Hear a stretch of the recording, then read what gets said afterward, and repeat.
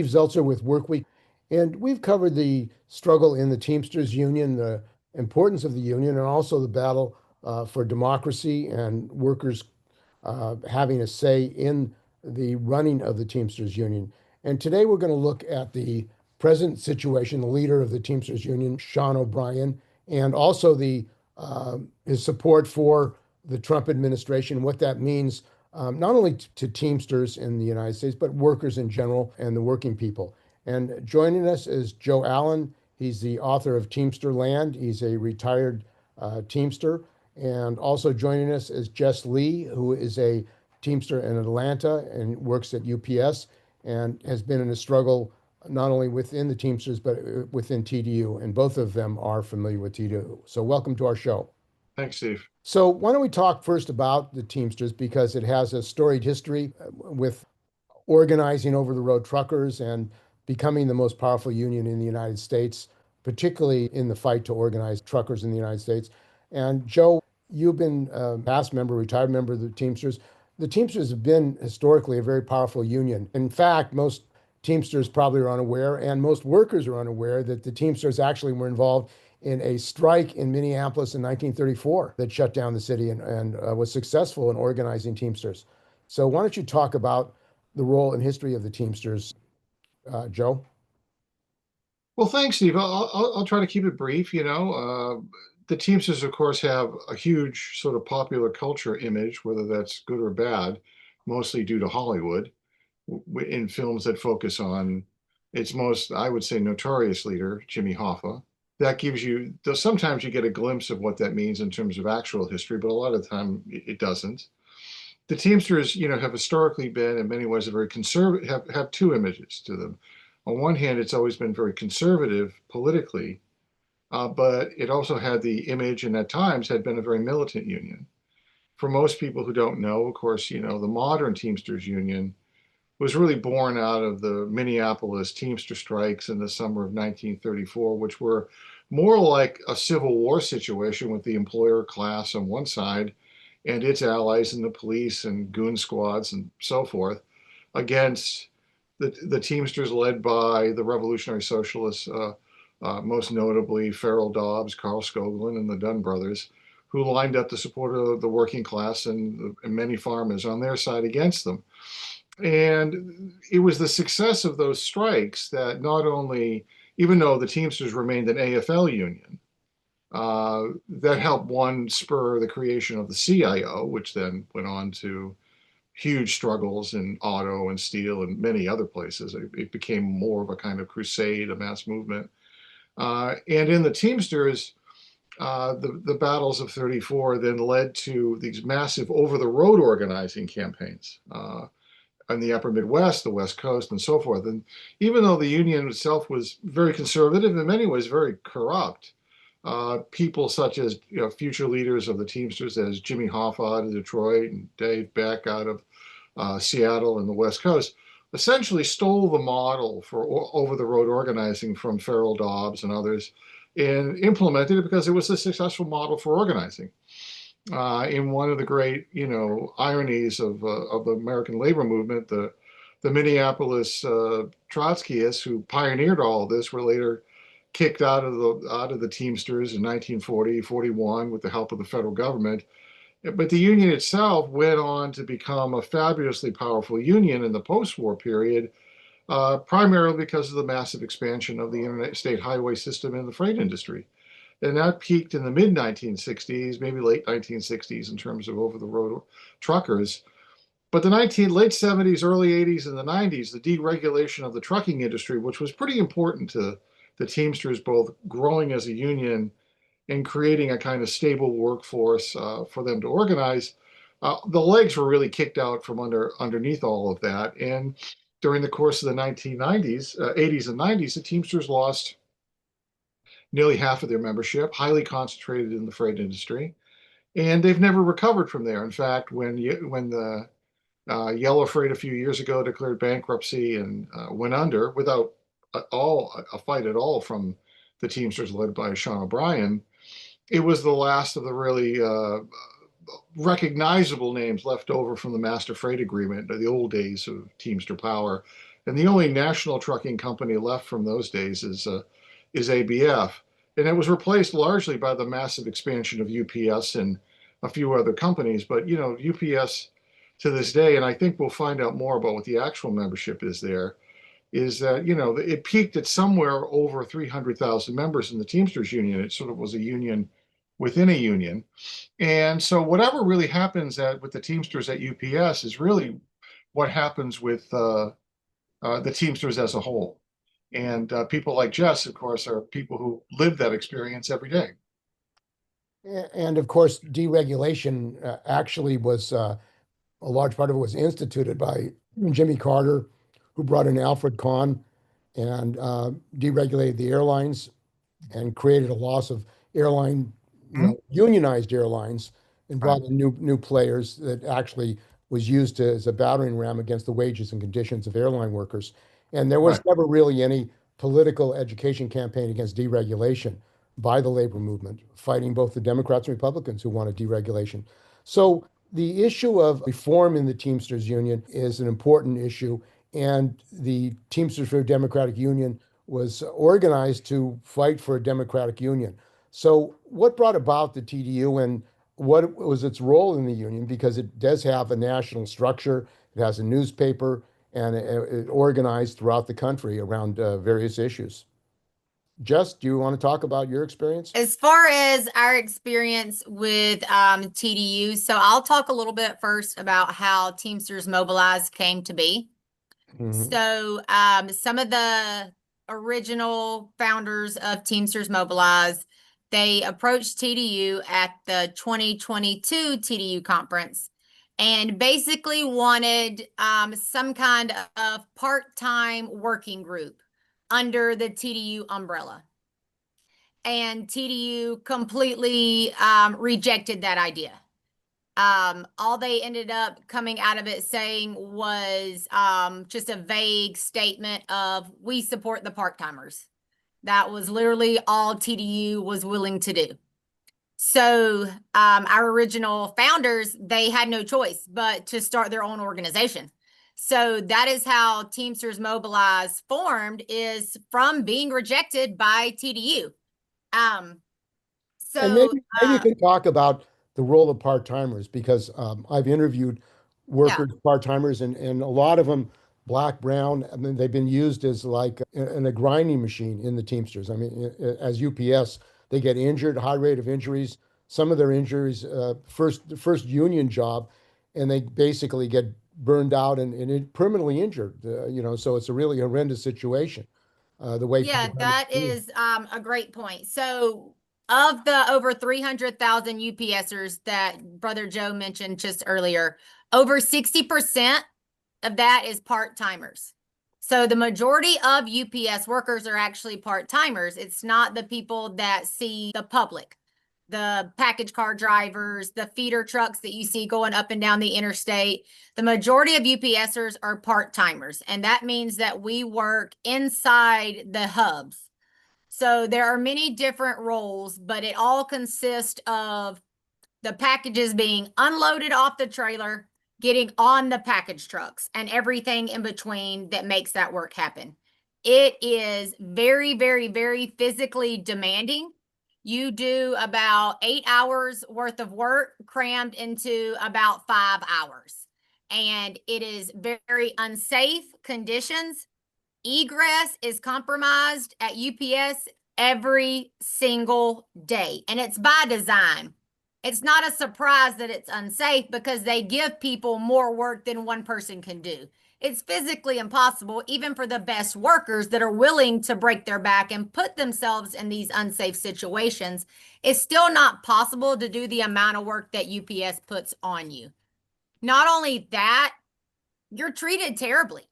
You're treated as though, you're worthless. If you can't do this work that's humanly impossible for the pace and the amount of time that you have, they make you feel terrible. They treat people like garbage. They treat people like they're disposable. And there is a high burnout rate, there's a crazy high turnover rate, but it's actually very profitable to UPS because you don't get health care until you've been there for 9 months. You don't get paid holidays or vacations until you've been there for a year. And in the 2023 contract, Sean O'Brien actually created a whole new tier for part-time workers. So those people that came in after 2023 actually get paid significantly less, and their raise every year is less.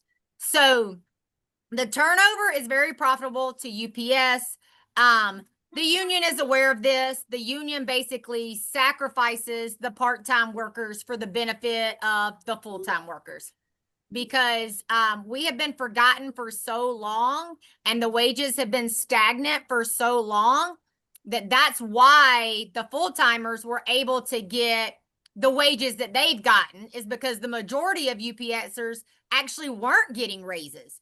So for the company to give these raises to the minority of workers, that was beneficial to them to keep the part-timers going, because the part-timers are the cash cows, right? There's very few part-timers that go on to retire from UPS. It actually takes 5 years to even be vested into the pension. So if they can get part-timers to quit before 5 years, it is a huge profit margin, as that is where the profits come in, even though we're treated as second-class workers, not only by the company, not only by the union, but from our fellow Teamsters. There's like a class system within UPS.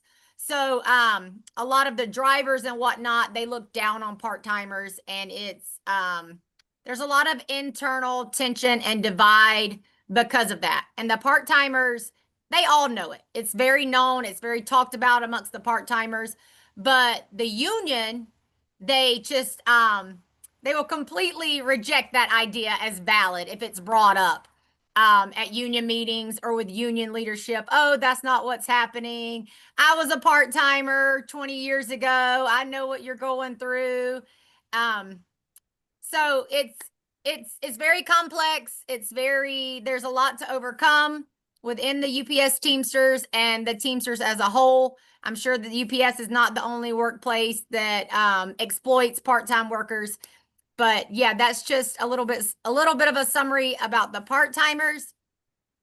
And if you want me to get back a little bit to TDU, so 2023, the last contract that was negotiated with UPS, the Teamsters Mobilize organized a national Vote No campaign. Teamsters Mobilize, there's a very small number of us that were very active during that contract campaign, and we did a lot with the small amount of people that we had. Of course, the contract was voted in. It was not voted down. So right after that, maybe 2 months after that, was the TDU convention. We went to that TDU convention. Leading up to that TDU convention, there was a lot of intimidation from the leaders in TDU, which is Ken Paff and David Levine. And it was, they actually targeted. By intimidation, what do you mean? What kind of intimidation? So they actually targeted our youngest Teamster Mobilize members, both women. They were called repeatedly leading up to the convention. They were told things like, this isn't really a resolution kind of thing, even though that's actually one of the purposes of TDU. There's only a convention once a year, and that's the only time that you can bring forward resolutions to the floor. And because they've gotten away from that, they don't really want that to resurface, because TDU claims to be about democracy, but really it's Ken Paff and David Levine that are exclusively running the organization. The steering committee has very little power. It's more for show than anything. It's like I said, Ken Paff and David Levine, and they have a staff there that works at TDU, and they are in charge of most of the goings on of TDU. So we went despite the people that were trying to convince us not to go, and that it wasn't really this kind of thing or that kind of thing, and we must just be coming for disruption. We all went with great intentions. We had 3 different resolutions that we brought forward at the time. We brought forward a resolution for a ceasefire in Gaza against the Palestinian people. This was just very shortly after. I think October 5th was like when things really ramped up in Palestine. and the end of October was the TDU convention. So we brought that forward. We brought forward a resolution for open bargaining, which is something we want to see in our contracts. It's currently very secretive. Everybody involved has to sign what they call a non-disclosure agreement. Sounds like a corporate agreement, NDAs. I mean, this Yeah, is something that the bosses, the capitalists, love to have workers do. Let's keep it all a secret so the bosses know, but the workers don't know. It's a right. boss, And the sitting in and a the boss's union face. leadership knows. So the only people that are kept in the dark are the people that are going to work under that contract, which are the people that most definitely need to be in the know of what's going on, the ones who the contract is going to affect. Did he discuss this NDA agreement, this whole corporate business union ideology of the boss having an NDA agreement with the union so the union can't inform the members about what's going on? It seems Right, completely hypocritical to right. say you're going to keep your own contract for workers secret, but the bosses know about it, but the membership don't know about it. Is that workers' democracy? Is that membership control? Yeah, absolutely not. That is absolutely not something that we want to have in our union. Sean O'Brien actually ran on ending the brownout, which is what they call these NDAs. And during the contract campaign, he even said, this isn't meant to be a brownout, just a strategic strategy. So he tried to justify it during the campaign because he knew he was doing exactly the opposite of what he said that he would do. So yeah, this is not democracy when the members don't have a voice, they don't have a seat at the table. And that's why we brought forward this resolution. We feel that all workers need complete transparency. They need full open bargaining. They need copies of everything that passes across the table from the company, from the union. We need to know exactly how hard our union is fighting for us, what is even being discussed. So that was one of the things that we wanted to see. It sounds And like a rank and file control. yeah, yeah, You want rank and 100%. file control. Well, Joe, I mean, this issue of rank and file control, wasn't TDU started as an organization fighting for rank and file control of the Teamsters Union? Well, yeah, I mean, I think, TDU has been around for a long time. And, When was it formed? well, it was, as TDU was formed in 1978, but it came out of a previous formation called Teamsters for a Decent Contract around the 1976 Master Freight Agreement, when, the center of organizing and rebellion was particularly in freight, not exclusively freight. There was also UPS at the time. And TDU TDC and then TDU came out of really the coming together of several things. One, the previous decade and a half of where there was a kind of growing rank and file rebellion in many industries, in many unions. It wasn't just exclusive to the Teamsters, of rank and file workers who grew angry and frustrated and into action in most cases through wildcat strikes against what they saw as both the corruption and complacency of their union leaders. That back in the 50s and early 60s, they would refer to, what had been workers of the 20s and 30s and 40s who became complacent union leaders as tuxedo unionists or labor statesmen. And, those Didn't were Fitzsimmons came in with he was held up on, no, that's much later. That was Jackie Presser you're thinking oh, of. Jackie Presser. Yeah. But these were I'm talking about guys who were not seen as mobbed up people, but the leadership of the unions became very distant from their membership, and what workers did during the 50s and 60s and throughout the 70s was they took action into their own hands. That was particularly true in the Teamsters and in the Mine Workers Union. And there was also, coming out of the new left of the 1960s, when we talk about people who were radicalized by the civil rights and Black Power movement, the Vietnam anti-war movement, and many other struggles, the impact of feminism in the workplaces, is that groups that became particularly important in the Teamsters, such as the International Socialists, whose most famous sort of intellectual figure was Hal Draper at Berkeley. They made a turn, as much of the New Left did, towards trying to, after the Vietnam War was over, was to organize in the American workplaces. And so the IS, particularly developed an orientation on the Teamsters, but it wouldn't have gone anywhere unless you had the people they related to and who joined them in many cases, such as P. Camarada, who in the 1970s was probably the most famous Teamster rebel in the country. People like Vince Meredith, who was a UPS worker in Louisville, Kentucky, and many people like that across the country who wanted to be part of a radical, militant, rank and file movement to transform the Teamsters Union. You flash forward 50 years later, we're in a situation where you have very few of the rank and file rebels who gave TDU its militant and shop floor and rank and file militancy flavor are gone, are not there anymore.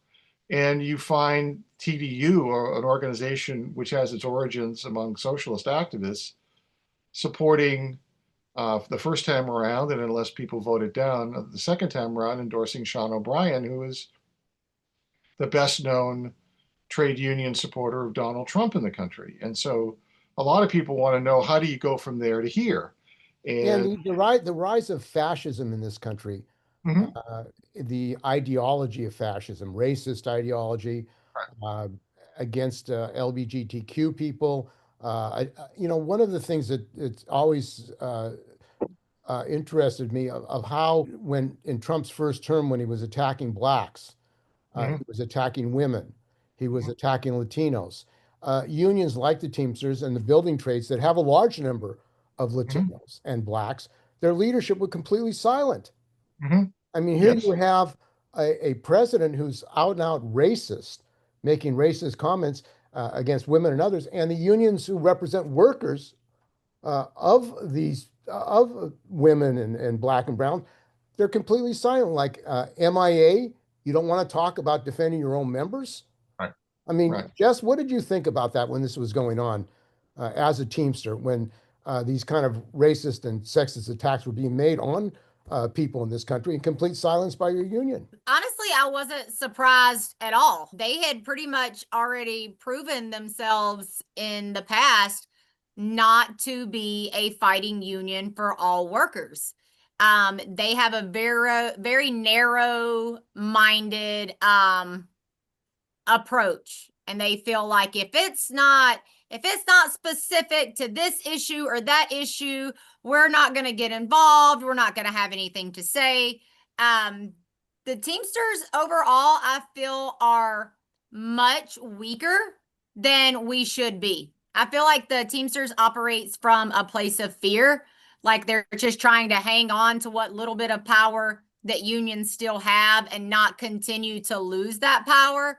And I feel like it should be the other way around. We've lost so much over the years. I feel like we need to be fighting extra hard. We need to be really bold. We need to be really militant. And we need to take advantage of the situation that we do have. Because if we just keep trying to tread water, we're going to continue to further drown ourselves. And union density is going to continue to decline. We're not going to make progress that way. We need to be fighting for all workers, Black, brown, native born workers, and non-native born workers. All workers, we're all in the same fight. It's the working class against the ruling class. And the sooner we all see that, the better off we're all going to be, because there's a lot of people that are part of the working class, and you will see them repeat this ideology that comes directly from the ruling class when it's completely against their self-interest. We've taught people to worry about themselves and take care of themselves and screw everybody else, right? Like crabs in a bucket, just to step on others to try to better yourself. And these people, most of these people that have this backward ideology against their self-interest, they're closer to being on the streets than they are to ever being a billionaire where these ideas come from. So it's very important, especially as a union, that we educate our members. We can't have this narrow focus. We can't have the idea of we don't get involved in politics, because that's backwards. A union is political, because if you don't learn about politics and be involved in politics, if you don't do politics, Politics is going to do you. It's going to happen to you regardless. So instead of burying your head in the sand, be aware of what's going on, determine where you stand, and fight for that position, because things have only gotten worse, especially in my lifetime. I know things were way better off for my parents, especially what you were able to achieve financially on a working class salary. And you cannot do those things now. Most people cannot even afford to own a house. A lot of people can't even afford to rent a place. They're having to have, 4, 5, 6 people pitch in on a place because that's what we're left with. Kind of like, So if we don't fight for better, it's going to continue to get worse. and one of the things that we covered in Work Week was the struggle around autonomous cars, autonomous trucks, AI in California, where the Teamsters made a big campaign to stop autonomous trucks. 10,000 pounds or more would have to have a driver. The bill that was pushed by the Teamsters was vetoed twice by Governor Newsom, who took $10 million from Google. And at a rally in Sacramento, Sean O'Brien said in the UPS contract, we stopped AI, we stopped robotics. We stopped it in this contract. I mean, which I found astounding. How do you stop AI? How do you stop robotics? I mean, it's like technology is going to move ahead. I mean, the idea that you can stop it is kind of illusionary. Yeah, It's like stopping. that's a completely false statement. Not only did we not stop it, we negotiated zero protections in our contract against it. Nothing. We have absolutely nothing new in our contract to protect us from this. We knew this was coming. This was all of these changes that you see within UPS with the automation, with the building closures. All of this was in the works prior to COVID, and COVID kind of threw the company in a tailspin. And everything, all those plans were put on hold. And then once COVID was finally over, they ramped all these ideas back up. So we knew this stuff was coming. And it's no coincidence that language for protecting us against AI was not negotiated. And you see massive layoffs across the country happening now. You see all this automation. There's all of these robots now that are unloading trailers. They even have some automated shifting units in some buildings, which is the shifting unit is basically a form of a tractor trailer. It just looks a little bit different, and it hooks up to the trailers and moves the trailers. That's actually the position that I have at UPS. I shift the trailers all morning. So if this is automated, I would be one of the ones affected. So we have no protections against this. And for us to not have any protections against this and him to make that kind of statement, it's just insane to me to even say that when he knows not only did he not stop it, he didn't do anything for us. And Amazon just announced that they're planning to have 50% reduction in their workforce by the use of robotics and AI. It seems like this is an existential issue, like it was for writers and actors, the future of working people. Are we going to have a future if you can use AI and robotics to get rid of millions of workers? And I know Goldman Sachs did a study, 350 million workers are going to lose their jobs as a result of the introduction of AI. It seems like this is the kind of issue that should unite workers in this country and around the world to protect their lives, to protect their conditions. I mean, automation and AI should benefit working people. Instead, it's being used to destroy working people. I mean, Joe, it seems like in the Teamsters, they basically allowed the companies to do what they want as far as AI and robotics.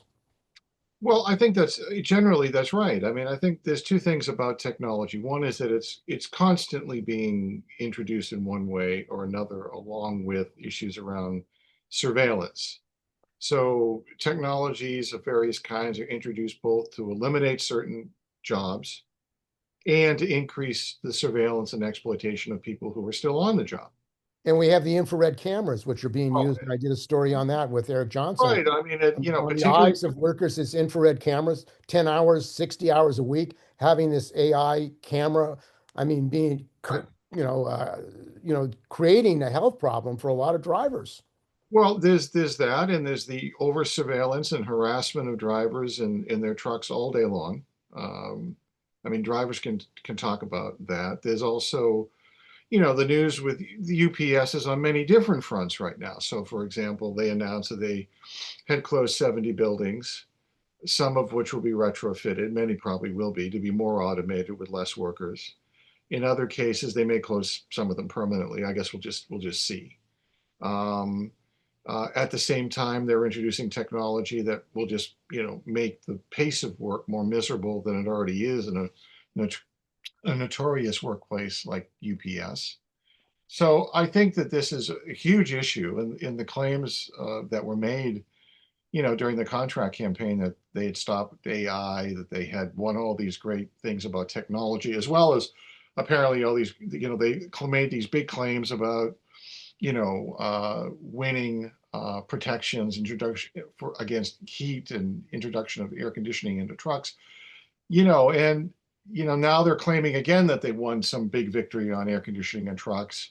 So you're seeing both a massive closing of buildings, layoff of workers, increasing technology to eliminate jobs as well as to increase the exploitation on the jobs, and their conflicts with the Trump administration. You know, on one hand, this is the most anti-working class administration in 100 years, and the rich are getting rich off of this. At the same time, some of the peculiar things about the Trump administration are also wreaking havoc with many corporate allies of Trump. So not only is food rotting in the fields and vineyards and so forth in groves. Apparently, you know, there was a story out of Bloomberg that said hundreds of thousands of packages, if not millions, are being destroyed by the big logistics giants that have been sitting in customs warehouses, and many of them are perishables and just had to be destroyed and Well, when I thrown heard in away. California, when Trump took over the National Guard, there was a story they were using helicopters, National Guard helicopters, to chase farm workers off the fields in California. It's I mean, think mind-boggling. about that. You're It's using mind-boggling. helicopters to chase farm workers off the Right. fields, farm workers who are producing the food for Right. working people, and their Teamsters in food processing plants Right. are going to be affected by this. And then on top of that, the trade war. I mean, Right. this trade war is affecting millions Mhm. of workers, including Teamsters, auto workers, and ILW, and apparently it's being supported. Trade. Well, the problem you have right now is what the politics of many unions are, but and particularly those of Sean O'Brien and the leadership of the Teamsters Union, which have allied themselves with the Trump administration, which, as I said, is the most anti-working class, anti-immigrant, xenophobic presidency in 100 years in this country.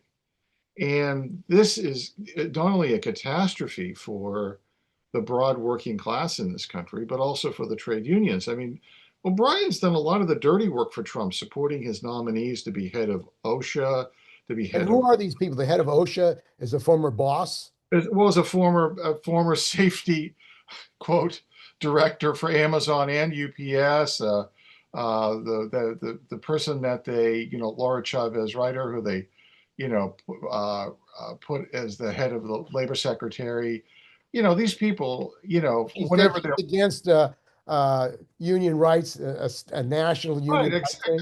right. I mean, he's done the dirty work for these people, but it's also he's helped legitimize some very, very, you know, anti-working class, very xenophobic ideas among too many working class people. Now, I think some of that is boomeranging back on Trump supporters and even people like O'Brien. After all, we just saw 7 million people come out last weekend to demonstrate against the Trump administration, you know, the No Kings demonstrations. And I think for people like Jess and others who, you know, and myself are trying to organize both a protest outside of the coming convention of the Teamsters for a Democratic Union against Sean O'Brien, who's their guest speaker, and those So the who have TDU is inviting Sean O'Brien, Mhm. who's supporting this fascist president, Right. who's a racist. They're Mhm. inviting him to the TDU National Convention in Chicago. Yes, yes. Jess, what do you think about that? Yeah, I'm not surprised. They endorsed Sean O'Brien for him to be elected originally. And ever since that time, they have just basically went from, you know, a bulldog to a lapdog. and just completely align themselves. They will not criticize anything that Sean O'Brien does.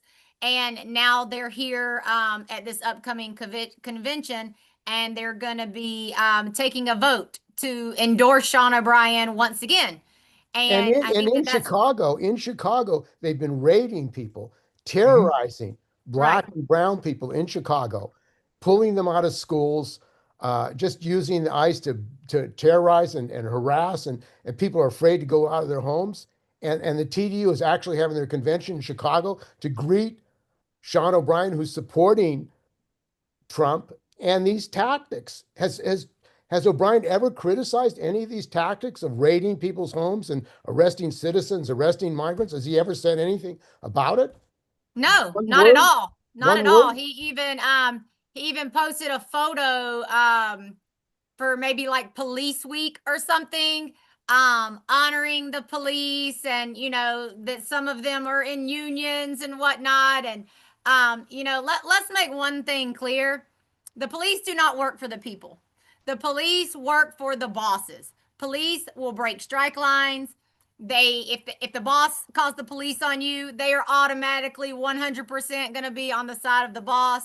The police do not work for the people. I'm not saying there's not a single instance of a police officer doing a good thing. Of course, you can find those things, but you can find the police being anti-worker, anti-immigrant. The brutality against black and brown people is astounding. And for our union president not only to not criticize any of these things happening, but to post honoring the police, it's just a joke. And when that's the kind of messaging that our fellow Teamsters are receiving, there are people that will think it's a good thing. That's why our union is not only not educating members on what they should be, they're miseducating the membership because they're feeding them the opposite of what they should be. Well, It's not that, there's lots of black and brown members in yeah, Chicago who are Mhm. who are facing the brunt of these raids, the National Guard and the ICE, and yet you have the president of their union saying, right on to this fascist. Go ahead and bring out the National Guard. Go ahead and shoot people and harass people, and it's okay. right, I mean, it seems right. like the kind of affront to the working class in Chicago, black and brown workers, that this organization, which calls itself for democracy, is honoring a president who is encouraging Trump to do what he's doing is really pretty much a straight out like attack on working people, Well, right there in well, there's, Chicago. O'Brien has pioneered this new slogan for the Teamsters that I find mind-boggling called Teamsters versus everybody.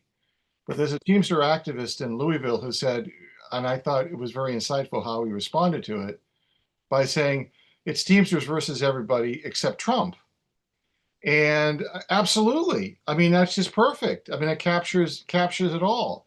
I think the other thing about O'Brien is that he was given an opportunity by Bernie Sanders a few weeks ago at one of the subcommittees on workplace life, where Bernie just said to him, they were holding hearings on this one bill about faster union contracts, and he said to him, "Well, do you think the president has the constitutional right to abolish collective bargaining for federal workers?" And O'Brien, who had the opportunity to simply say, "No, he doesn't have that right. I'm on the side of federal workers," chose not to answer the question. So O'Brien's done everything he can to curry favor with And he Trump. calls himself a unionist.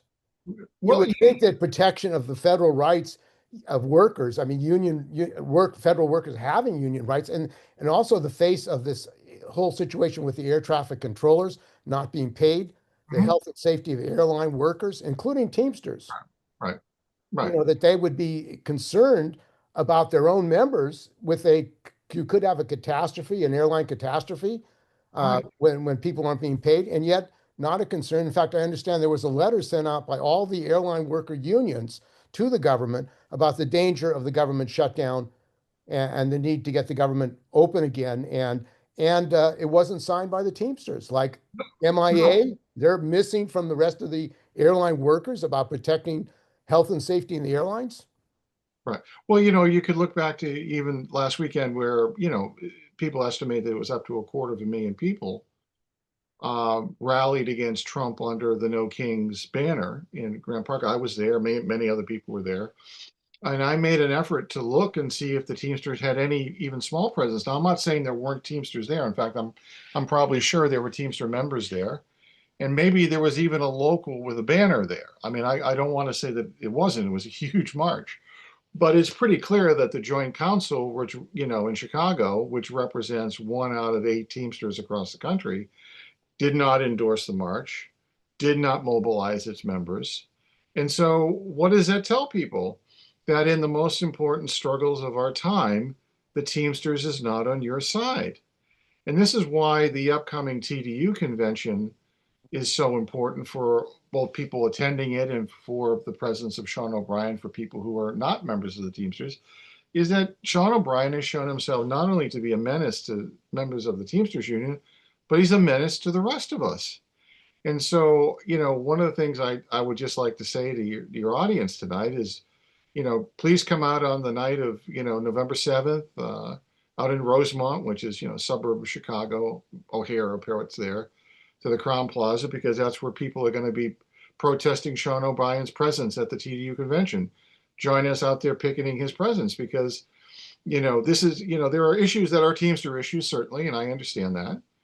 But when you make a political program like he has and make alliances like he has, he then becomes a threat to the rest of us. And so I would encourage people to come out and march and protest with us that night. And Jess, I mean, the situation in Atlanta as well with the election, the last election, where Trump tried to get votes so he could take the state. Are people being affected in Atlanta and Georgia as well by these fascist tactics? Oh yeah, 100%. I don't know. I'm not super active in the city of Atlanta. I'm actually an hour south of Atlanta.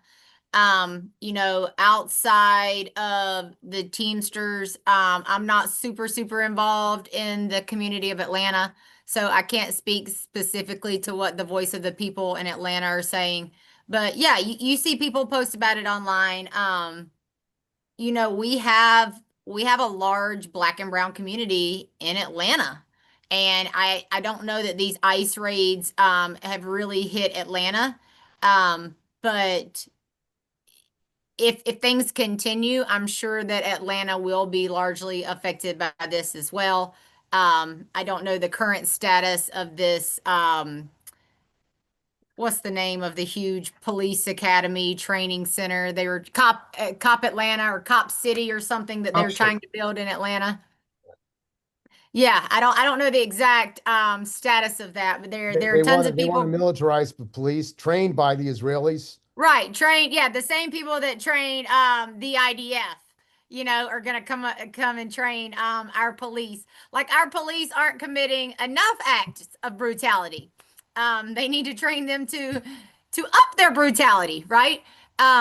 So we're spending way too much money on military and police and not enough money to better the lives of our people. And it looks like we're going to be at war with Venezuela. I mean, people are going hungry in this country. People Right. can't get health care. And we're sending an aircraft carrier to bomb the people of Venezuela and the people of Colombia. I mean, that's where you're going to have more migrants. If they start bombing these countries, more people will be escaping. It seems like it's coming to a head.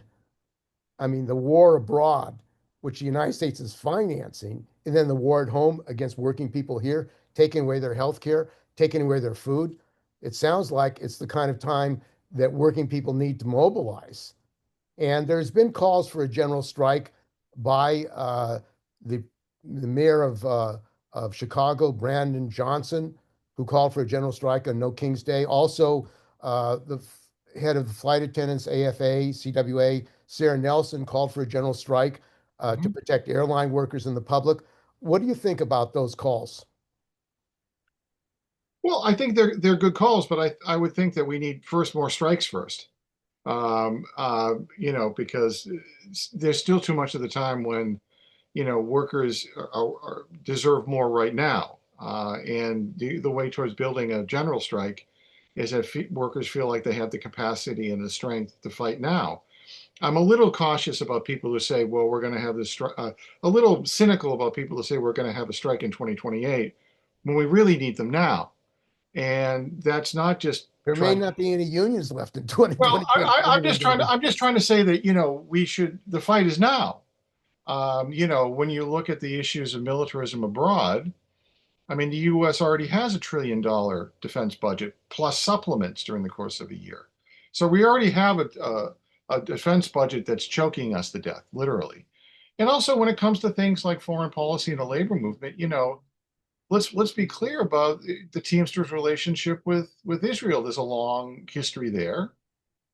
Jess and Teamsters Mobilize attempted several, a couple of years ago to bring up the issue of Palestine and TDU and saw their efforts tabled and squashed and members banned from TDU conventions. So TDU said you couldn't even bring that up.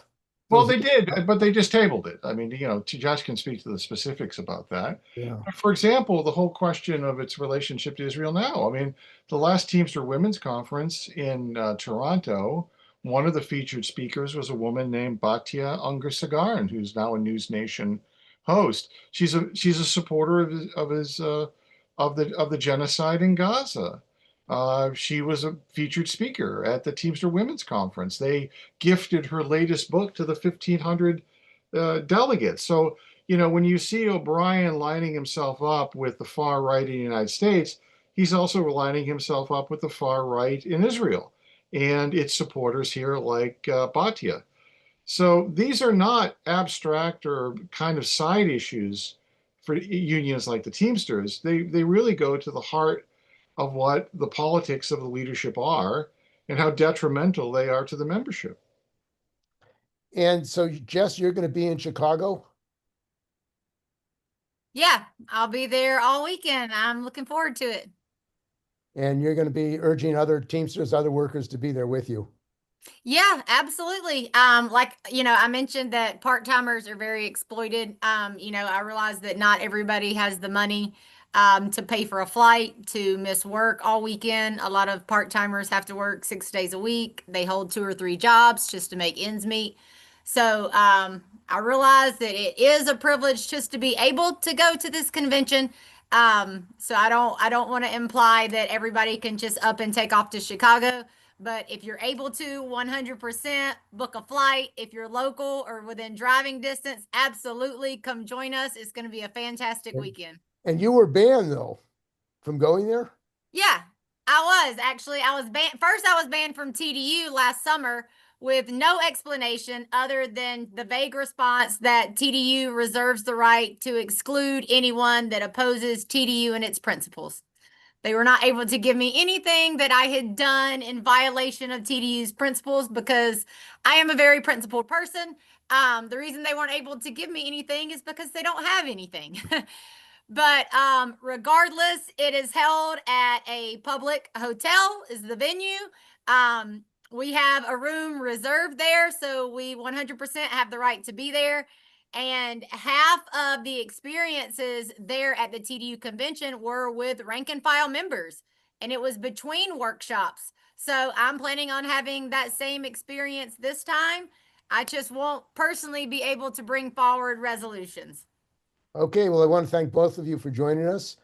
We've been talking with Joe Allen, author of Teamsters Land, a retired Teamster, and Jess Leigh, who is a Teamster UPS part-time worker, and about some of the history of the Teamsters Union, the struggle today, and the fight against fascism in the United States. The President Trump and Sean O'Brien, who seems to think that Trump is a great leader and supporting Trump within the labor movement. So thanks for joining us, solidarity, and good luck in your struggles. Thanks, Steve. Appreciate it. Solidarity. Thank you, Steve.